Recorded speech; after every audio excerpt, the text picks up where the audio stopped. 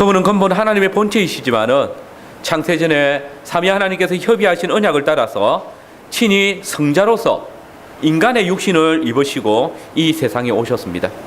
뿐만 아니라 우리의 연약함을 체휼하시고 마땅히 우리가 감당해야 할 아버지의 언약의 저주를 홀로 다 담당하셨습니다. 이를 통하여서 우리가 하나님의 진노를 벗어났고 주의 구원을 경험하게 되었습니다. 진실로 우리를 위해서 십자가에 죽으시기까지 자신을 낮추신 우리 주 예수 그리스도의 구속의 은혜가 없었다면 우리는 결코 죄와 사망의 권세를 벗어날 수 없고 또 주의 의와 영원한 생명에 이룰 수 없다는 진리를 반드시 기억해야 할 것입니다. 그런데 오늘 우리의 고백은 바로 이 죽으신 그리스도께서 죽은 자 가운데서 3일 만에 다시 살아나시고 하늘에 오르신 놀라운 사실, 그리고 이제 그분이 하나님의 우편에 앉아 계시다가 장차 마지막 날에 세상을 심판하시기 위해서 다시 오실 것을 우리에게 가르쳐 주고 있습니다. 오늘 저는 부활의 영광을 통해서 높아지신 우리 주 예수 그리스도께서 우리를 위해서 행하신 구속의 사역을 살펴보면서 부활로 높아지신 예수 그리스도께서 성천하셔서 다시 오시는 그날까지 당신의 몸된 교회를 위하여 일하신다라는 주제로 말씀을 전하겠습니다. 부활로 높아지신 예수 그리스도께서 성천하셔서 다시 오시는 그날까지 당신의 몸된 교회를 위하여 일하신다. 우리는 먼저 부활로 높아지신 그리스도의 신분에 관해서 보게 됩니다. 우리 구주 예수님께서 죽은 자 가운데서 3일 만에 부활하셨습니다. 그리고 마태복음 28장 18절의 말씀에 보면 부활하신 예수님께서는 갈릴리 한 산에서 제자들을 만나신 후에 이렇게 말씀하셨습니다. 아버지께서 하늘과 땅의 모든 권세를 내게 주셨다. 여러분, 이 말씀은 갈릴리에 모였던 제자들에게 크고 놀라운 힘이 되는 말씀입니다. 왜냐하면 이 말씀은 옛 선지자 다니엘이 하나님께서 약속한 나라가 도래하였을 때에 그들에게 알려주는 것이기 때문입니다. 인자 같은 이가 하늘 구름을 타고 와서 옛적부터 항상 계신 자에게 나와 그 앞에 인도하며 그에게 권세와 영광과 나라를 주고 모든 백성과 나라들과 각 방언하는 자들로 그를 섬기게 하였으니 그 권세는 영원한 권세라 옮기지 아니할 것이요 그 나라는 패하지 아니할 것이니. 즉 선지자 다니엘이 예언한 대로 우리 주 예수 그리스도께서 아버지에게서 하늘과 땅의 모든 권세를 받으셨던 것입니다. 예수님께서 잡히시기 전에 계속해서 이 말씀을 당신에게 적용시키고 계셨습니다. 그분은 죽으시기 전에 제자들에게 인자가 권능과 영광으로 올 것이다 라고 말씀하셨습니다. 이 말은 주님의 부활을 의심하는 자들도 기억하고 있었습니다. 그렇습니다. 이 말씀은 주님이 이전에 그들에게 하셨던 그 말씀을 다시 생각나게 하여 주실 뿐만 아니라 이제 정말로 그 나라와 권세와 영광을 당신이 가지고 계심을 선포하는 말씀이기도 합니다. 지금 제자들 앞에 서 계신 그분은 아버지께로부터 하늘과 땅의 모든 권세를 받으신 분이십니다. 그러므로 주님의 이 말씀은 이제 제자들이 그리스도께서 그들에게 주신 사명을 친히 성취할 수 있는 능력을 가지고 계심을 의미하는 것이고, 이제 그 제자들에게 이 권세를 주심으로써 땅끝까지 복음의 증인이 되도록 역사하시는 것입니다. 여러분, 주님이 제자들에게 맡기신 사명이 무엇입니까? 너희는 가서 모든 족속으로 제자를 삼아 아버지와 아들과 성령의 이름으로 세례를 주고 내가 너희에게 분부한 모든 것을 가르쳐 지키게 하라. 그리고 오늘 본문 마가복음 16장 15절의 말씀에 보면 가라사대 너희는 온 천하에 다니며 만민에게 복음을 전파하라. 믿고 세례를 받는 사람은 구원을 얻을 것이요 믿지 않는 사람은 정죄를 받으리라. 성도 여러분, 이것이 주님께서 제자들에게 맡기신 사명입니다. 그러나 실상 그 당시에 제자들의 모습은 어떠합니까? 우리가 아는 한 예수님께서 부활하실 그때에 제자들에게는 이 사명을 감당할 믿음도 없었고 용기도 없었습니다. 지금 온 성내에서는 제자들이 예수님의 시체를 훔쳐갔다고 소문이 퍼져 있어서 그들은 산헤드린과 그리고 대제사장의 무리를 두려워해서 집에 숨어 있습니다. 예수님의 제자들 중에도 이 소문을 인해서 예수님의 부활을 의심하는 자들도 있었습니다. 그러니 나서서 주님이 자신들에게 분부하신 것, 즉 만민에게 복음을 전파하는 이 일은 죽음을 각오하고 하지 않는 한 감당할 수 없는 일입니다. 그런데 여러분 보십시오. 주님은 이 사명을 주실 때 아무런 근거 없이 주시지 않았습니다. 곧 주님께서 19절에 이 사명, 곧 모든 족속들에게 세례를 주고 주의 분부한 모든 것을 가르쳐서 주님의 제자를 삼는 이 일을 명하실 때에 주님은 이미 당신이 아버지로부터 하늘과 땅의 모든 권세를 받으셨음을 선언하셨습니다. 곧 하늘과 땅의 모든 권세를 내게 주셨으니 그러므로 너희는 온 천하에 다니면서 만민에게 복음을 전파하라. 모든 족속을 제자들 삼아 아버지와 아들과 성령의 이름으로 세례를 주고 내가 너희에게 분부한 모든 것을 가르쳐 지키게 하라. 즉 예수님께서 주신 사명은 당신이 하늘과 땅의 모든 권세를 받으신 그 사실에 기초하고 있습니다. 기억하십시오. 부활하신 우리 주 예수 그리스도께서는 아버지로부터 하늘과 땅의 모든 권세를 받으셨습니다. 그리고 제자들을 당신의 죽음과 부활의 증인으로 삼으시고 계시는 것입니다. 여러분 사실 예수님께서 하늘과 땅의 모든 권세를 소유하신 것은 이때가 처음이 아닙니다.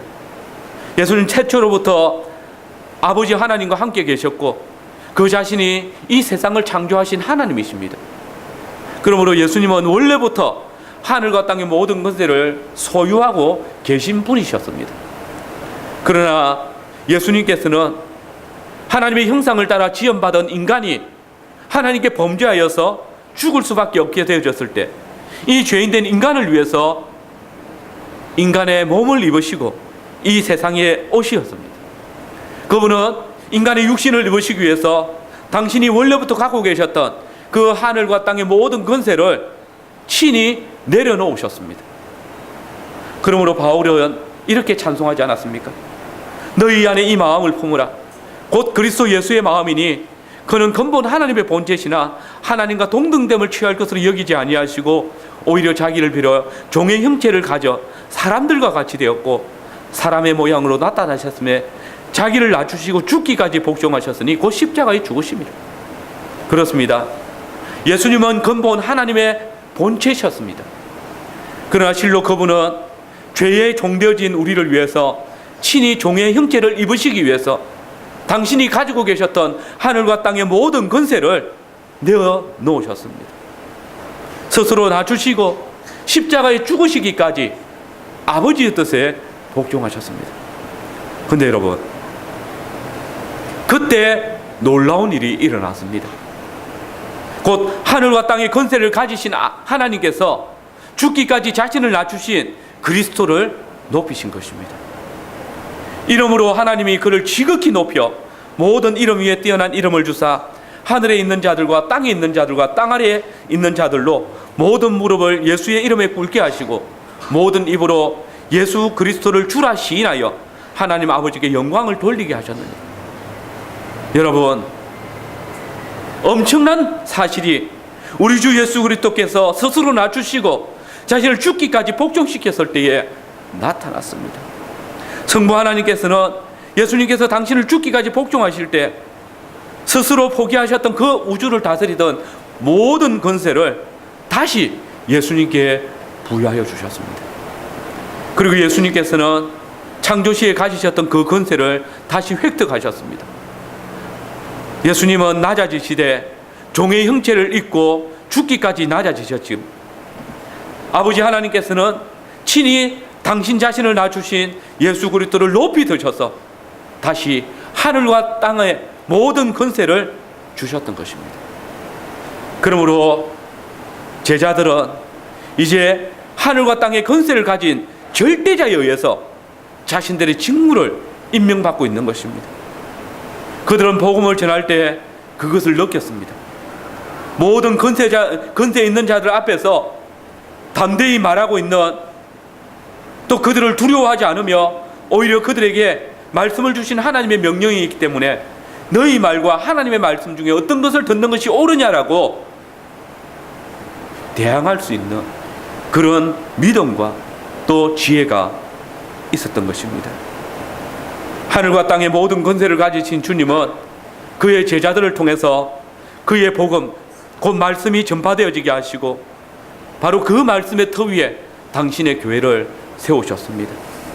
그 백성에게 새로운 생명을 주시고 구원의 소망을 불러일으킴으로써 하늘의 문을 열어 제치시고 땅의 백성을 하늘의 보좌로 담대히 나올 수 있도록 부르시고 계시는 것입니다. 그렇습니다. 바로 이 사실이 우리가 가진 복음의 기초가 됩니다. 우리가 복음을 전하거나 주의 일을 할 때에 그것은 우리의 재능과 능력과 권위에 의존하는 것이 아님을 알아야 합니다. 주님께서는 부활하실 때에 아버지로부터 하늘과 땅의 모든 권세를 받으셨습니다. 그리고 하늘로 올리우시기 전에 우리에게 사명을 주시면서 우리가 수행하는 그 사명 속에 당신이 가지신 하늘과 땅의 모든 권세를 가지신 그분이 우리에게 사명을 주셨다는 것을 분명히 알리시고 계십니다. 예수님께서는 우리에게 명령을 내리시기 전에 이 사실을 먼저 말씀하고 있습니다. 나는 하늘과 땅의 모든 권세를 가졌다. 그러므로 너희는 내 명령을 들어라. 주님께서는 당신의 복음을 우리의 권세와 능력과 우리의 지혜와 재능에 맡기시지 않으셨습니다. 그분은 당신의 권세로 우리를 보내셨습니다.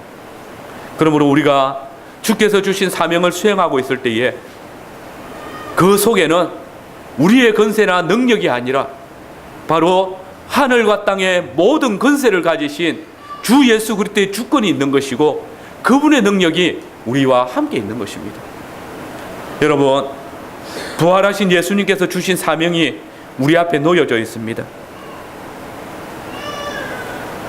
하늘과 땅의 모든 권세를 가지신 예수님께서는 이제 성령님을 통해서 당신의 권세를 우리에게 위임해 주십니다. 땅끝까지 다니며 온 천하의 주의 복음을 전파하며 주의 피로 사신 교회를 건설하고 굳게 세우는 일은 너무나 힘든 일입니다. 수많은 어려움과 힘든 시험이 우리를 낙심케 할 수 있습니다. 그러나 여러분 기억하십시오. 우리가 주님의 명령을 겸손히 따를 때 이 세상의 어떤 권세도 그것을 가로막을 권리가 없습니다. 만일 우리가 주의 일을 감당할 때에 그것을 가로막는 자가 있다면 그러한 자는 교회에 의해서가 아니라 또 우리에 의해서가 아니라 하늘과 땅의 모든 권세를 가지신 온 우주의 심판자가 되시는 주님께서 친히 그를 막으실 것이고 심판하실 것입니다. 주님은 주의 권세를 멸시하는 자에게 심판주로서 권세를 함께 드러내실 것이기 때문입니다. 이 시간 우리가 부활하심으로 하늘과 땅의 모든 권세를 가지신 주님의 명령에 순종하며 모든 생활 속에서 주의 나라와 의를 위해서 그의 몸된 교회를 위해서 각인에게 맡겨진 사명들을 감당하고 또 자신의 삶을 그의 말씀의 터 위에 세우기를 힘쓴다며 주께서 하늘의 권능으로 우리를 도우시며 또한 함께하여 주실 것입니다. 두 번째로 성천하셔서 교회를 도우시는 그리스도이십니다. 근데 여러분, 예수님께서 제자들에게 이 사명을 맡기셨습니다. 그러나 그때 큰 변수가 생겼습니다. 그것이 무엇입니까?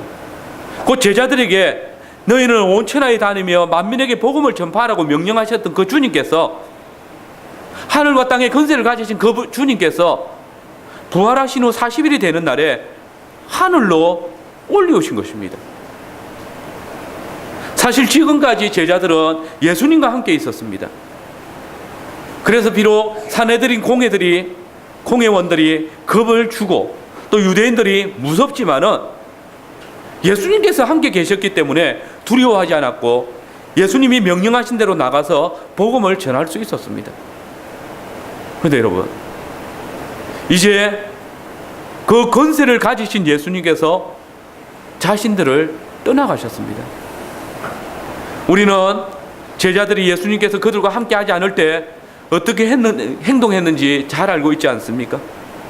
예수님께서 십자가에 달려 죽으셨을 때 유대인들이 겁이 나서 밖으로도 제대로 나오지 못하고 두려워 떨며 숨어 있었던 자들입니다. 그런데 이제 주님께서 다시 그들을 떠나가시니 또다시 사람들을 피해서 골방에 숨어 있을 것이 뻔하지 않습니까? 그러면 여러분, 이제 다시 주의 복음이 만민에게 전파되어지기 위해서 어떻게 해야 하는 것입니까? 사랑하는 성도 여러분, 주님은 성천하실 때 결코 제자들을 홀로 내버려 두지 않으셨습니다. 오늘 본문 20절은 제자들이 두루 전파할 때 주께서 함께 역사하셨다라고 증거하고 있습니다. 곧 예수님께서는 제자들이 하나님의 말씀을 전할 때 함께 하셔서 표적들을 행하게 하시고 이를 통해서 그 전한 말씀을 확실히 증거되게 하셨다라고 마가는 선언하고 있습니다. 그러면 여러분, 주님이 어떻게 제자들과 함께 하셨습니까? 마가가 기록한 대로 예수님께서 성천하셨다가 다시 내려오셔서 그들과 함께 역사하셨던 것입니까? 우리는 사도행전 1장에서 주님이 너희가 온 천하에 다니며 복음을 전파하라는 명령을 다시 주셨다는 사실을 알고 있습니다. 그런데 그때 주님께서 또 다른 약속을 주셨습니다. 곧 성천하시기 직전에 이 명령을 주실 때 한 가지 약속을 덧붙이셨습니다. 그것이 무엇입니까? 오직 성령이 너희에게 임하시면 너희가 권능을 받고 온 천하에 다니며 복음을 전파하라. 그렇습니다. 성천하신 주님께서는 당신이 성천하실 때에 성령을 보내주실 것이고 그 성령이 너희에게 오실 때에 너희가 내가 가지고 있는 하늘과 땅의 모든 권능을 가지게 될 것이며 그때에 온 천하에 다니며 복음을 전파하라고 말씀하시는 것입니다. 여러분, 예수님께서 제자들과 함께 하시는 방식은 아버지께 받아 보내신 성령님을 통해서입니다. 우리는 성령님의 별명 중에 하나가 예수의 영임을 잘 압니다. 사도행전 16장 7절에 보시면 무시아 앞에 이르러 비두니아로 가고자 해서되 예수의 영이 허락지 아니하시는지라. 보십시오. 예수님은 우리를 떠나가신 것이 아닙니다. 그분은 하늘로 올라가신 후에 우리에게 예수의 영, 곧 성령을 부어주셨습니다. 그분의 성령께서는 영원토록 우리를 떠나가지 아니하시고 영원히 우리와 함께 하십니다. 그리고 주께서 우리에게 맡기신 그 사명, 온 천하에 다니며 만민에게 복음을 전파하라는 그 사명을 잘 수행할 수 있도록 함께 역사하여 주시는 것입니다. 여러분, 주님께서는 당신의 교회에게 감당할 수 없을 만큼 큰 임무만 맡기고 하늘로 올리우신 것이 아닙니다. 오히려 그분은 그 직무와 함께 주님의 권세를 우리에게 위탁하여 주셨습니다. 친히 예수의 영이신 성령님을 보내주셔서 우리와 함께 역사하여 주시는 것입니다. 그러므로 마태복음 10장에서 제자들을 팔송할 때에 이미 제자들에게 사람들을 삼가라, 저희가 너희를 공회에 넘겨주겠고 저희 회당에서 채찍질하리라, 또 너희가 나를 인하여 총독들과 임금들 앞에 끌려가리니 이는 저희와 이방인들에게 증거가 되게 하려 하심이라. 너희를 넘겨줄 때에 어떻게 또는 무엇을 말할까 염려치 말라. 그때에 무슨 말을 말할 것을 주시리니 말하는 이는 너희가 아니라 너희 속에 말씀하시는 자 곧 너희 아버지의 성령이시니라 약속하셨습니다. 그렇습니다. 예수님께서는 이미 당신이 아버지께 받아 성령을 보내실 것을 제자들에게 알게 하셨고 예수님께서 성천하신 후에 방백들과 총독들이 이방인들이 사도들을 제자들을 넘겨줄 때에 성령께서 친히 우리 속에서 말씀하실 것을 약속하고 계십니다. 여러분, 우리가 이 세상에서 고난을 또 핍박을 겪으면서도 어떻게 높아지신 주님의 맡기신 사명을 감당할 수 있겠습니까? 바로 성령의 능력으로 가능합니다. 주님의 교회를 굳게 세우고 성교의 사명을 감당할 수 있는 것 오직 성령의 능력으로만 가능한 것입니다. 예수님의 이름으로 오신 성령님, 그분께서 친히 우리에게 예수 그리스도의 피 흘려 사신 교회를 건설하고 또 지킬 수 있는 능력을 주십니다.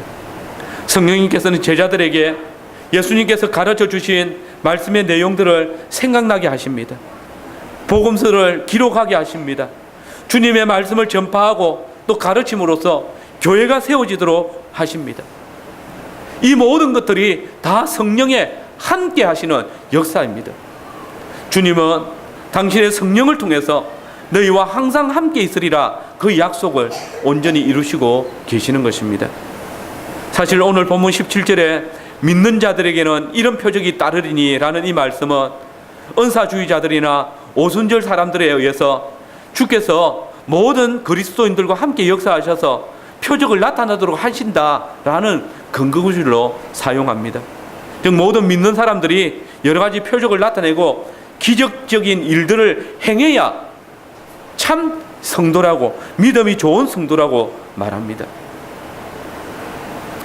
만일 이들의 말이 맞다면 오늘 어떤 기적이나 이적을 행하지 아니하고 있는 우리 교회, 저나 여러분은 참된 교회 또는 참된 성도가 아닐 것입니다. 그러나 여러분, 20절의 말씀은 이 표적을 행하는 자들이 누군지를 분명하게 밝히고 있습니다. 곧 제자들이 나가 두루 전파할 때 주께서 함께 역사하사 표적으로 말씀을 확실히 증거하시니라. 즉 주님께서 이 표적을 나타내도록 하신 자들은 바로 제자들입니다. 그러면 주님은 왜 제자들과 함께 하시고 그들을 도와서 표적과 기사를 나타내도록 하시는 것입니까? 15절에 보시면 주님께서는 가룟 유다를 제외한 11명의 제자들에게 너희는 온 천하에 다니며 복음을 전파하라고 하셨습니다. 제자들이 전파해야 할 복음의 내용은 16절에 나타난 것처럼 믿고 세례를 받는 자는 구원을 얻을 것이지만 믿지 않는 자는 정죄를 받게 될 것이라는 그 내용이었습니다. 이 복음 전파 사역은 바울의 고백처럼 믿음은 복음을 들음으로 나기에 다른 어떤 사역보다 중요한 사역이었습니다. 그러나 여러분, 실상 이 명령을 받은 제자들도 연약한 인간들입니다. 그들은 유대인들의 말 맞다나 평생 동안 고기를 잡던 또 교육도 제대로 받지 못한 갈릴리 어부 출신들입니다. 그런데 이런 사람들이 어떻게 온 천하에 다니며 복음을 전파할 수 있겠습니까? 어느 누가 이 어부 출신들, 글도 제대로 배우지 못한 이들에게 말하는 것들을 귀 기울여 들어주겠습니까? 그것도 유대인들은 꺼리는 것으로 여기고 헬라인들은 미련한 것이라 여기는 십자가에 달리신 예수 그리스도의 복음을, 그분이 온 세상의 죄를 위하시는 메시아시고 그리스도시라고 말할 때 그것을 믿어줄 자가 얼마나 되겠습니까? 그런데 바로 그런 자들에게 주님은 너희가 온 천하에 다니며 땅끝까지 이르러 당신이 십자가에 못 박혀 죽으시고 또 죽음으로부터 일어나셨다는 말씀을 전파하라고 명하셨습니다. 여러분, 이 명령을 감당한다고 할 때에 과연 제자들은 이 명령을 수행할 수 있겠습니까? 그러나 기억하십시오. 주의 복음을 선포하는 것은 제자들이 아니었습니다. 그들은 단지 가서 주님께서 당신의 성령을 통해서 알게 하시고 말씀하시는 것을 선포할 뿐입니다. 실상 하늘에 올려오신 예수님께서는 제자들을 통해서 나타내시는 표적들도 그들이 전파하는 말씀을 확실하게 증거되게 역사하기 위해서 주시는 것이었습니다. 우리는 주님이 제자들과 함께 하셔서 행하신 표적과 기사를 성경에서 많이 볼 수 있습니다. 제자들이 전하는 그 복음의 말씀이 진리라는 것을 주님께서는 함께 역사하시는 표적들을 통해서, 기사들을 통해서 나타내셨습니다. 사도행전 2장에는 새 방언을 말하는 표적이 사도들의 복음 전파 사역과 함께 했습니다. 곧 사도들이 성전에서 천하 각국에서 모여온 유대인들이 다 알아들을 수 있는 방언으로 설교를 했습니다. 또 병든 사람을 낫게 하는 표적도 많이 나타났습니다. 베드로와 요한은 성전 미문의 안전뱅이에 주의 이름으로 낫게 하였고, 베드로가 루다에서 중풍병자 애니아를 고쳤고, 이어 요바에서 다비다를 낳게 하여서 이 표적은 베드로가 전가한 하나님의 복음을 더 확실하게 증가해서 많은 루다와 요바 사람들로 복음 안으로 이끌어 들였습니다. 바울이 루스드라에서 복음을 전파할 때 예수님께서는 그곳의 안전뱅이를 낫게 하는 표적을 통해서 그들을 복음 안으로 인도하셨습니다. 사도행전 19장에는 하나님께서 바울의 손으로 희한한 능을 행하게 하셔서 사람들이 바울의 몸에서 손수건이나 앞치마를 가져다가 병든 사람이 얹으면 그 병이 떠나고 악기를 나가더라라고 기록하고 있습니다.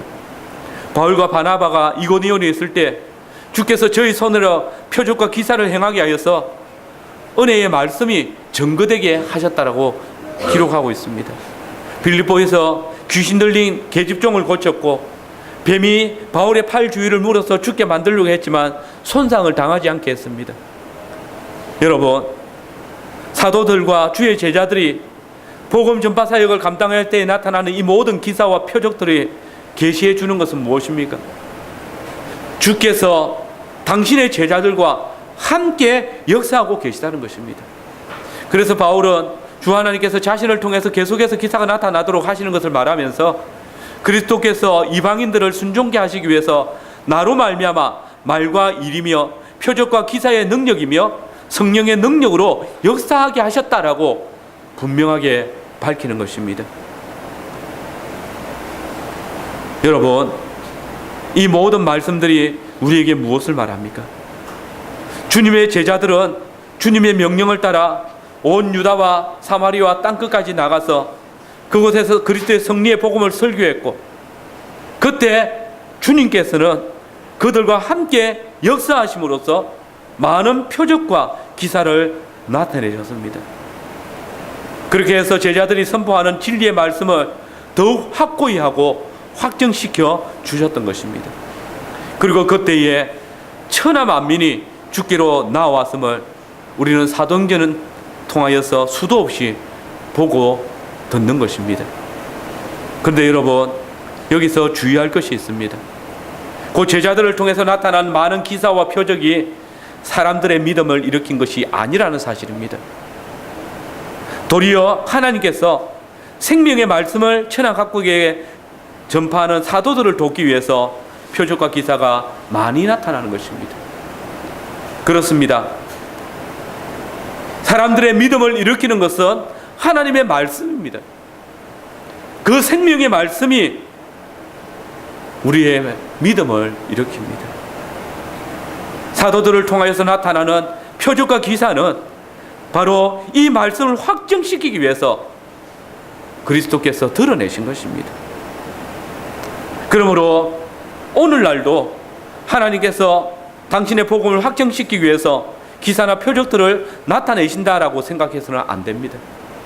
오히려 오늘날 교회는 표적을 통해서 믿음을 견고히 하는 것이 아니라 이미 주님께서 사도들과 함께 역사하셔서 확실하게 증거하신 그 복음을 믿음으로 받아들여야 하는 것입니다.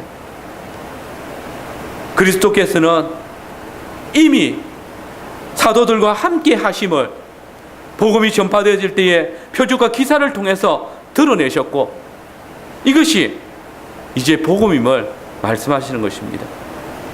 이것이 보지 않고 믿는 자가 복되다라는 주님의 약속을 성취하는 것입니다. 만약 어떤 사람이 예수님께서 오래전에 사도행전에 기록된 표적과 기사들을 통해서 사도들이 설교한 것을 이미 확고히 하셨다는 것을 믿지 않는다면 그는 사실은 복음을 믿지 않는 것입니다.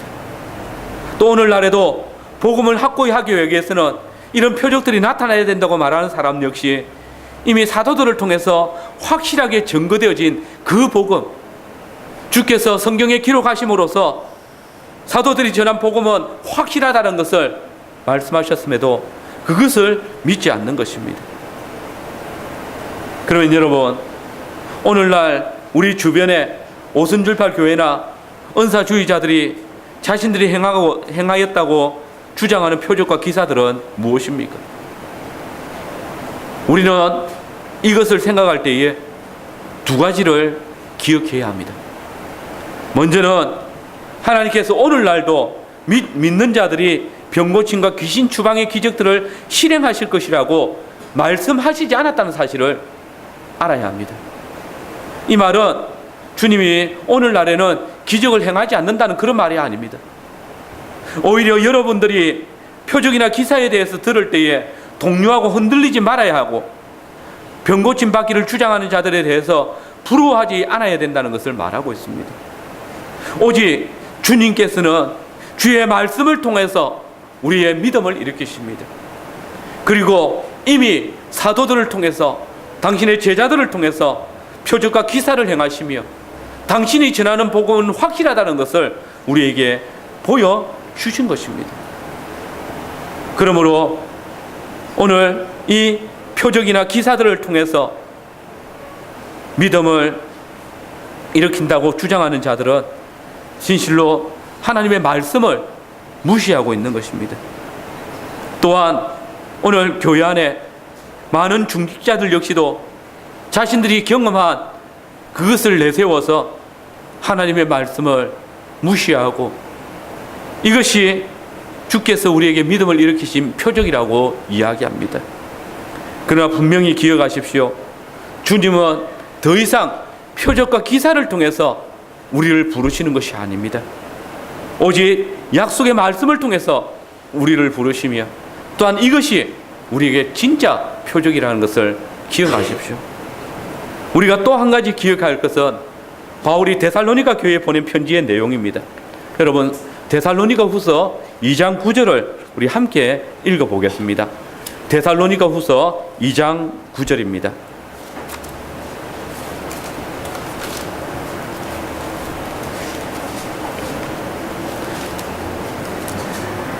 우리 같이 읽겠습니다. 같이 읽어보겠습니다. 악한 자의 임함은 사단의 역사를 따라 모든 능력과 표적과 거짓 불의와 모든 속임으로 멸망하는 자들에게 임하나니. 여기서 이 악한 자는 앞에 내용을 보면 율법 없는 자의 모습을 말합니다. 무슨 말입니까? 이 말씀을 요한계시록 13장 13절 이하의 말씀을 참고해 보면 오늘 어떤 교회 안에서 표적과 기사가 일어나는 것은 예수 그리스도와 관련되기보다는 오히려 사단과 더 관계가 있다는 것을 말하는 것입니다. 사단이 그 역사를 따라서 일으키는 일이 된다는 것입니다. 저 곧 용처럼 생긴 짐승이 큰 이적을 행하되 사람들 앞에서 불이 하늘로부터 내려오게 땅에 내려오게 하고 짐승들 앞에서 받는 바 이적을 행함으로 땅에 거하는 자들을 미혹한다. 그렇습니다. 사단이 큰 이적을 통하여서 땅에 거하는 자들을 미혹하고 넘어지게 하는 것입니다. 여러분, 그래도 교회야 표적과 기사가 나타나야 교회라고, 성령이 역사하는 교회라고 말하겠습니까? 여러분이 당황하도록 하는 심정으로 말씀드리건대 하나님의 말씀보다 기사와 표적으로 그 표지를 삼는 교회는 언필칭 사단의 회입니다. 우리의 믿음은 항상 그리고 오직 그리스도의 말씀에 의해 지배를 받아야 합니다. 우리의 믿음을 일으키는 것은 하나님의 말씀입니다. 우리를 구원으로 인도하는 것도 복음의 말씀입니다. 하나님의 말씀을 받고 동요해야 하고 흔들려야 합니다. 표적과 기사를 통해서 동요되어지는 것이 아니라 오직 하나님의 말씀이 우리를 일으키고 넘어지게 해야 하는 것입니다. 왜냐하면 말씀만이 우리를 구원에 이르게 하는 하나님의 능력이기 때문입니다. 내가 복음을 부끄러워하지 아니하니 이 복음은 모든 믿는 자에게 구원을 주시는 하나님의 능력이 됨이라. 그리고 우리가 그때 사도들을 통해서 선포되어진 그 말씀을 믿을 때에 우리는 주께서 그때 나타나신 표적보다 더 큰 표적을 경험하게 됩니다. 그것이 무엇입니까? 곧 성령께서 교회 안에 보존하여 주신 그 말씀을 믿음으로 구원에 이르는 자가 나타나는 것입니다. 표적과 기사를 보지 않고 믿음으로 구원에 이르는 이 사실, 이것이 더 놀라운 표적을 가지는 것이 아닙니까? 여러분, 보이지 아니하시는 하나님의 말씀을 믿음으로 변하여 새 사람 되어지는 것은 정말 놀라운 표적입니다. 말씀으로 온 교회가 새롭게 되고 변화되는 것이 참으로 복음의 능력으로 역사하시는 주님께서 우리 교회를 인도하시는 표가 됩니다. 눈에 보이는 표적에 의해서 사단의 미혹을 받는 자들이 아니라 보이지 아니하시는 그 하나님의 말씀의 역사를 통해서 죄의 깨달음을 받고 또 주의 구원의 은택을 누리며 또 감사와 찬양으로 하나님을 예배하는 자들이 되어야 할 것입니다. 마지막으로 하나님의 보좌 우편에서 교회를 다스리시는 그리스도이십니다. 마가는 예수님께서 하늘에 받아들여졌을 때 그 하늘에서 어떤 일이 일어났었다라고 증거합니다. 그 일이 무엇입니까? 하늘에서 예수님께서 주도권을 가지시고 하늘의 주인처럼 하나님의 우편에 앉으셨다라는 것입니다. 오늘 이 본문에 앉으시니라라는 단어는 능동태형입니다. 곧 누군가에 의해서 예수님께서 그 보좌 우편에 앉히움을 당한 것이 아니라 마치 이전부터 당신이 앉았던 자리인 것처럼 능동적으로 그 자리에 앉으셨다는 것입니다. 그러면 여러분, 왜 예수님이 친히 하나님의 우편에 앉으셨을까요? 왜 예수님은 부활 성천하실 때처럼 당신의 아버지께서 당신에게 자리를 보여주실 때까지 기다리지 않으신 것일까요? 여기서 우리는 오래전에 하나님께서 친히 시편 기자를 통해서 말씀하셨던 것을 기억합니다. 그 시편 110편에서 다윗은 말하기를 여호와께서 내 주에게 말씀하시기를 내가 내 원수로 내 발등상 되게 하기까지 너는 내 우편에 앉으라 하셨도다 라고 하십니다. 여기서 다윗은 성령에 사로잡힌 바 되어져서 하나님께서 구약교회를 위해서 오시는 다윗의 아들을 보좌에 앉히실 계획을 가지고 계심을 선언했습니다. 여기서 다윗은 야훼께서 내 주께 말씀하셨다라고 했습니다. 여러분, 야훼가 주님이신데 그러면 야훼께서 내 주에게 말씀하셨다 할 때 이 주는 누구를 말하는 것입니까? 이 말은 하나님께서 다윗에게 하셨던 말씀을 다윗이 하나님께서 자신보다 위대하신 어떤 분에게 말씀하신 것으로 해석한 것입니다. 그러면 다윗보다 더 위대한 주는 누구십니까? 실로 하나님의 아들 외에 다른 분이 있겠습니까? 그렇습니다. 하나님께서는 친히 이 아들에게 당신의 우편에 앉으라고 하셨습니다. 이것이 시편 110편의 진리입니다. 예수님께서는 친히 이 시편 110편의 진리라고 이해하신 것은 당신이 배신당하시고 밤에 제사장에게 하셨던 말씀에서 더 잘 드러납니다. 예수님께서는 대제사장에게 인자가 권능자의 우편에 앉은 것을 너희가 보리라고 말씀하셨습니다. 그리고 예수님께서 하늘로 올리오셨을 때에 당신은 하나님의 우편에 이르르셨습니다. 그때 아버지 하나님께서 이 예수님께 어떤 일을 하셨습니까? 아니, 도리어 이미 아버지께서 당신에게 말씀하셨던 시편 110편의 말씀을 이루시기 위해서 아버지의 뜻에 순종해서 보좌에 앉으셨을 뿐입니다. 당신이 능동적으로 그 보좌 우편에 앉으심으로써 친히 말씀을 이루신 것입니다. 그리고 여러분, 이 우편에 앉았다는 것은 무엇을 의미합니까? 여러분, 성경에서 앉았다는 것은 통치를 의미합니다.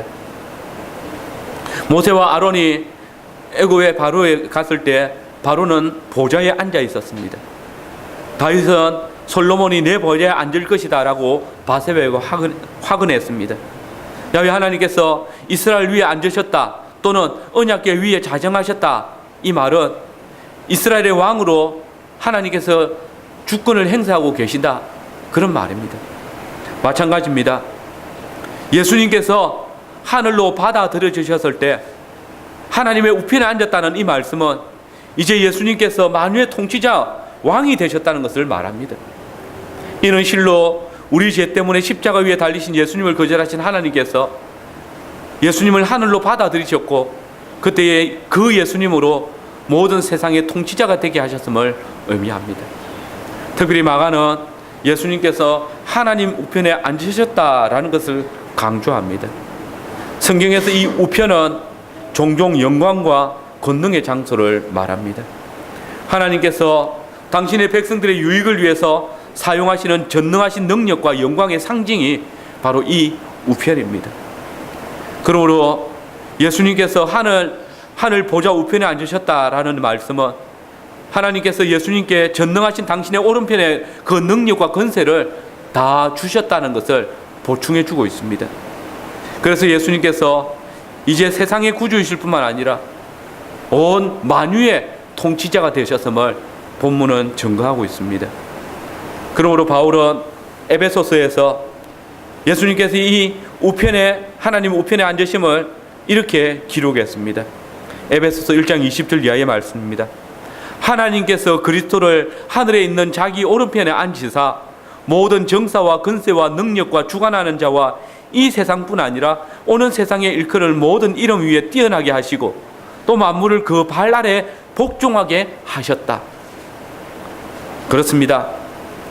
이 세상의 모든 권세들, 능력들, 하늘과 땅의 모든 주권들, 온갖 세상에 불경하는 권위들조차도 왕이신 예수님께 복종하게 되어졌다는 것입니다.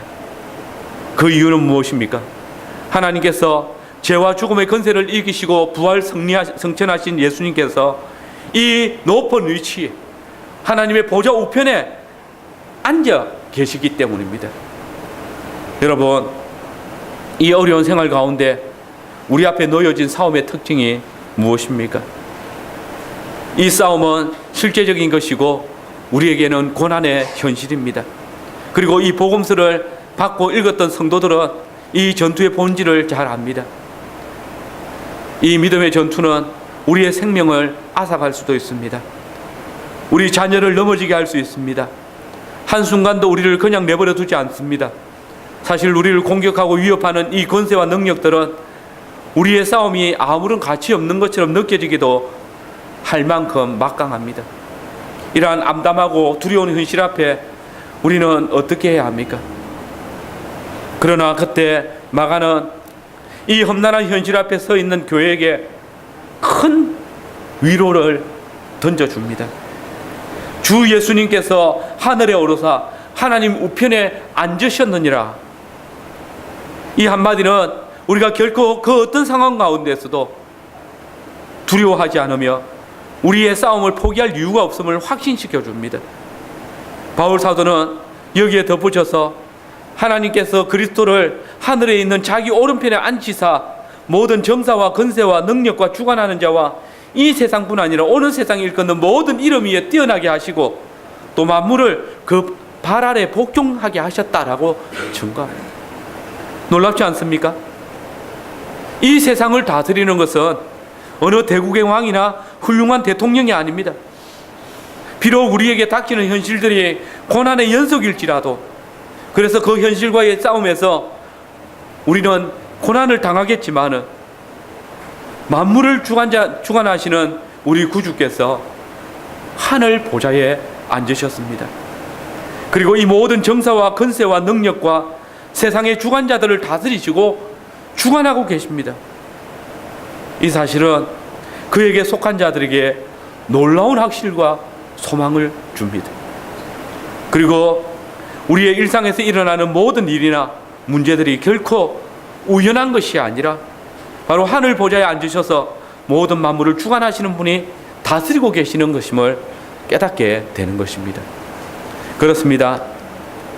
우리 주 예수 그리스도께서 만물의 주관자가 되셨습니다. 하늘과 땅의 모든 권세를 가지신 그분이 만유의 통치주이십니다. 만왕의 왕이십니다. 보좌의 우편에 앉으신 그분은 우리를 위하십니다. 진실로 저와 여러분의 죄값을 지불하신 예수님은 하늘과 땅의 권세를 가지신 만유의 주이십니다.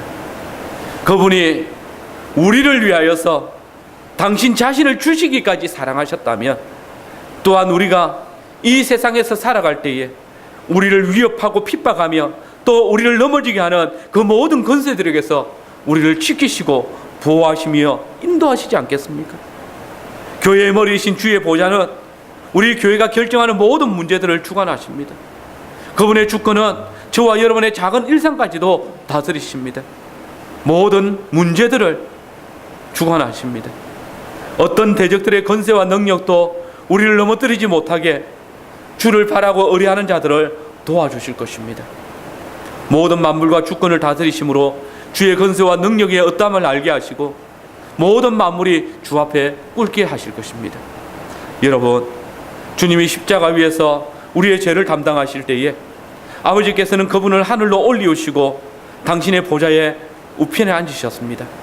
그리고 아버지의 주권과 권능이 성천하신 주님께 온전히 드리워졌습니다. 이제 주님은 하늘과 땅의 모든 권세를 가지시고 지금도 당신의 교회를 살피시고 일하십니다. 오직 당신의 교회를 위해서 이 세상 모든 만물을 다스리십니다. 여러분, 우리가 주의 백성이 된다는 것은, 우리가 하나님의 나라에 속한 자로 살아가는 것은, 이 패역한 세상 가운데서 언약의 자녀들을 일으켜서 교회를 자라게 하는 것은 그리 쉬운 일은 아닙니다. 그러나 이 모든 역사 가운데 하늘과 땅의 모든 권세를 가지신 주님이 계십니다. 하늘의 보좌에 앉으셔서 당신의 교회를 위하시는 만유의 주님이 계십니다. 이 시간 진정 하늘 보좌에 앉으심으로 이 세상 모든 만물의 주가 되신 우리 주님의 다스리심을 따라 살아가기를 바랍니다. 세상의 법이나 명예나 권세나 재물이나 욕심이 우리를 다스리지 않도록 경계하시기를 바랍니다. 우리 자녀들이 세상의 교육과 유행의 다스림을 받지 않도록 정말 부활 성천하신 주님 안에서 하늘 보좌 우편에서 만물을 주관하시는 그 주님의 말씀을 따라서 살아갈 수 있도록 잘 가르치시고 양육해 주시기를 바랍니다. 여러분, 지금도 주님께서는 하늘 보좌 우편에 앉으셔서 당신의 교회를 다스리시고 이 세상을 주의 뜻대로 주관하고 계십니다. 그리고 때가 참에 자기 백성들의 눈물을 신원하시기 위해서 그 영광의 보좌 우편에서 일어나셔서 친히 강림하실 것입니다. 갈릴리 사람들아, 어찌하여 서서 하늘을 쳐다보느냐? 너희 가운데서 하늘로 올리신 이 예수는 하늘로 가심을 본 그대로 오시리라. 주님께서 우리와 온전히 연합하시기 위해서 다시 오실 것입니다. 그때 모든 자들이, 또 모든 무릎이, 모든 만물이 주께 경배할 것입니다. 이 시간 그날이 가까움을 볼수록 서로 근하여서 모이기를 힘쓰기 바랍니다. 하늘 보좌 우편에서 우리를 다스리던 그 주님의 권능이 우리를 다시 다스리시기 위하여서, 심판하시기 위해서 강림하실 것입니다. 주께서 영광 가운데 강림하시기까지 이 어려운 현실 가운데서 하늘 보좌 우편에 앉으신 우리 주님의 왕권을 드러내시고 또 주와 함께 왕노릇하는 자들이 되시길 바랍니다. 그래서 주의 나라와 의를 위해서 참된 믿음의 용기를 가지시고 이 세상의 모든 패역한 것들에 대해서 의와 공도의 삶을 살아드리는 모든 성도들이 되시기를 바랍니다. 아멘.